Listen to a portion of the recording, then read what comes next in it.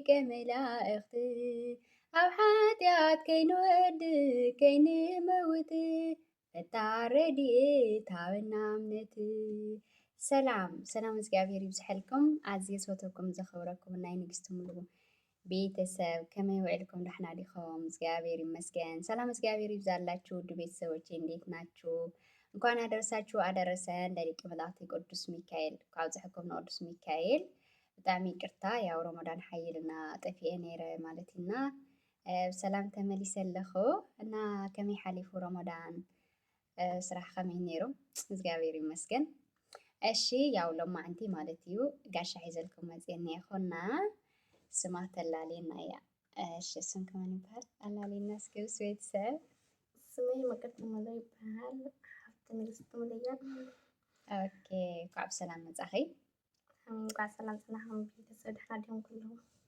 ፅቡቅ ኣለና እግዚአብሔር ይመስገን። ንእሽተን ሓፍተያ ያው ድሕሪ 9 ዓመት ተራኺብና ማለት ኢና እግዚአብሔር ይመስገን። ፈጣሪ ታይሳኣነ ኮይኑ ብሰላም ብጥዕና ብሓጎስ ደሞ ምስ ወለድና ምስ ቤተሰብና ከዓነ ካብ ስደት ተመሊስና ከዓ ተኣኻኺብና ንምጭዋት ይብቃዕና እና ድሕሪ 9 ዓመት ተራኺብና ማለት እዩ እግዚአብሔር ይመስገን።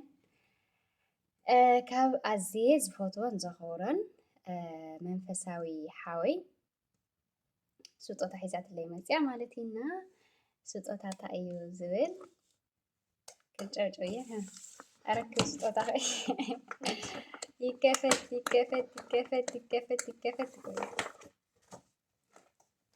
ኦኬ እናመሰግናለን። እሺ ህይወተ ወራዝት ይብል ማለት እዚ ሓደ ህይወተ ወራዝት ይብል ኣየንበብክዎን ምስ ኣንበብክዎ ግን ከካፍለኩም እየ ማለት እዩ።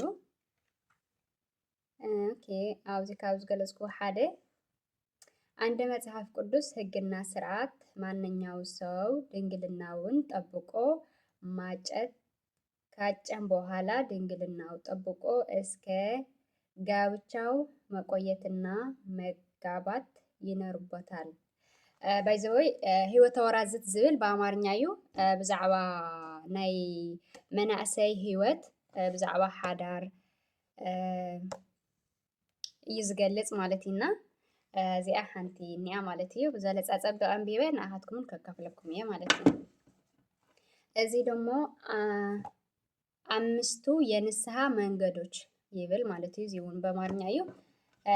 ስለ ንስሐ ናይ ንስሐ ጥቅሚ ከመይልና ክንስሐ ከም ዘለና ምናምን እዩ ዝናገር ማለት እዩ እና ኣብዚ ካብ ዝገንፀልክዎ ሰውነህ ግን ደግሞ እንደ እባብ መርዝ ትተፋለህ። ሰው ያውም ክርስቲያን ነኝ ትላለህ፣ ነገር ግን ከበረሃ አውሬ ይልቅ ሳትነድፍ እመለከታለሁ ይላል ማለት እዩ። ባይዘወይ እዚውን ስለ ንስሐ እዩ ዝገልጽ ብሓፂሩ ማለት እዩ። ከም በልኩም እየ ነንእሽቶ እናገበርኩ ማለት እዩ እና ዝሓወይ መምህር ዲያቆን ገብረ ስላሴ ይበሃል ማለት እዩ። ሓደ ክልተ ግዜ ዝኸውን ስብከት ብናተይ ቻናል ኣቕሪቡለይ ነይሩ ማለት እዩ እና ኣነሲ መንፈሳዊ ሂወተይ ደኺመ ምክሪ ለግሰለይ ምስ በልኩ ማለት እዩ። እዘን ክልቲአን መፅሓፍቲ እዚአን ገዚኡ ስጦታ ልኢኹለይ ማለት ኢና እግዚኣብሔር ኣምላኽ የኽብረለይ ብዝወፀ ይተክአልካ ክቡር ሓወይ ቻናል እውን ኣለዎ እዩ ማለት እዩ። ብርሃነ ፀሓይ ዝብል ኣብ ፕሮፋይል ወይ ከዓነ ኣብ ላይክ ከቕምጠልኩም እየ ማለት ኣብ ኮመንት ማለት ኢና ላይክ ሸር ሰብስክራይብ እናገበርኩም ቤተሰብ ክንዎ ኢኹም ኣበራታትዕለይኹም ንሓወይ ማለት ኢና ብሓቂ ኣብዚ ሰዓት ናይ ነብስኻ ዝሓልልካ ሰብ መንፈሳውነትካ ንኽትብርትዕ ካብቲ ወዲእካዮ ዘለኻ ናይ ስጋዊ ፈተና ንኽትለዓል ንኽትጉብዝ ዝሕግዘካ ሰብ ምርካብ ማለት ትዕድልቲ ኢና። ዲያቆን ሓወይ ብጣዕሚ ዝፈትወካ ዘኽብረካ እግዚኣብሔር የኽብረለይ ብጣዕሚ ዘመስግን ብዝወፀ ይተክአልካ ኢል ኣለኹ። ካልኣይ ነገር ደሞ ደስ ካብ ዝብል ነገር ናይ ቅዱስ ሚካኤል ስእሊ ኣድህኖ ማለት እዩ። ከምኡውን መስቀል ደስ ትብል መስቀል ማለት እና የኽብረለይ ዝሓወይ ብእውነት ብጣዕሚ ደስ ትብል ማለት እዩ። ይኸው መስቀል እዚኣ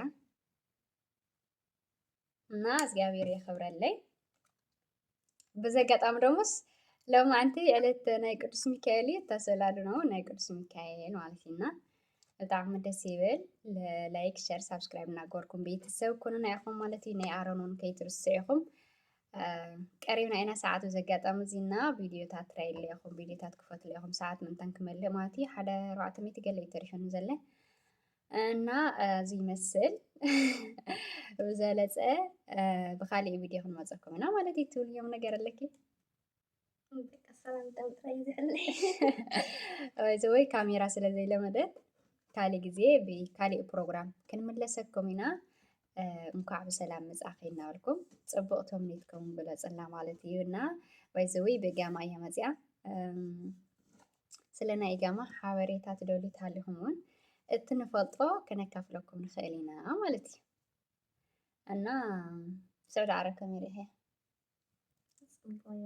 ከምታ ተፀበያ ድፀኒሐትኪ ድሓን እያ ዝረዘርከፈና ኣዲስ ኣበባ ተወለፅስ ስዕዳ ዓረብ አዲስ አበባ ተወለጽ ወይኔ በላችሁ አዲስ አበባ ተወለጽ ታይማዝ ኣዲስ ኣበባ ትበልፅ ካብ ስዕዳ ዓረብ ኣዲስ ኣበባ ትበልፅ ኢና ንምንታይ ብኸመይ ምክንያት ማለት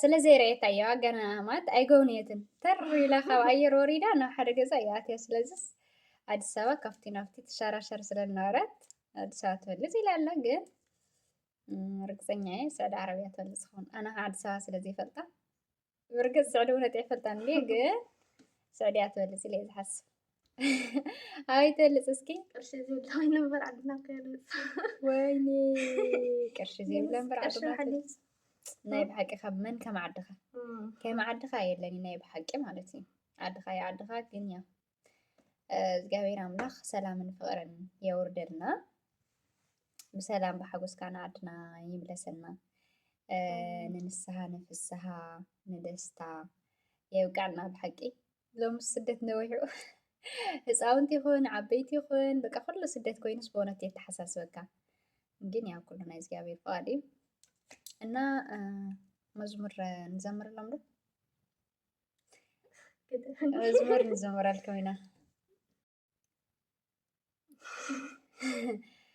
ሓደ ክልተ ሰለስተ ጠብቆ አሳድጉኝ ከልጅነቴ አባቴ የሆነኝ ሚካኤል አባቴ ይለይብኛል ሚካኤል ይለይብኛል በክንፍ ሸፍኖ በቤቱ አሳድጎኛል ይለይብኛል ሚካኤል ይለይብኛል በክንፍ ሸፍኖ በቤቱ አሳድጎኛል ጠብቆ አሳድጎኝ ከልጅነቴ አባቴ የሆነኝ ሚካኤል አባቴ ይለይብኛል ሚካኤል ይለይብኛል በክንፍ ሸፍኖ በቤቱ አሳድጎኛል ይለይብኛል ሚካኤል ይለይብኛል በክንፍ ሸፍኖ በቤቱ አሳድጎኛል አሚን ናይ ደቀ መላእክቲ ቅዱስ ሚካኤል በረከት ጸሎት ምስ ኩላትና ህዝበ ክርስቲያን ይኹን ብዓድን ብበረኻን ይሓልወና ይሓልኹም አሚን ብካሊእ ፕሮግራም እስካዕ ንመፀኩም በድጋሚ ላይክ ሸር ሳብስክራይብ እናገበርኩም ቤተሰብ ኩኑ ኣበረታትዕና ቻው ቻው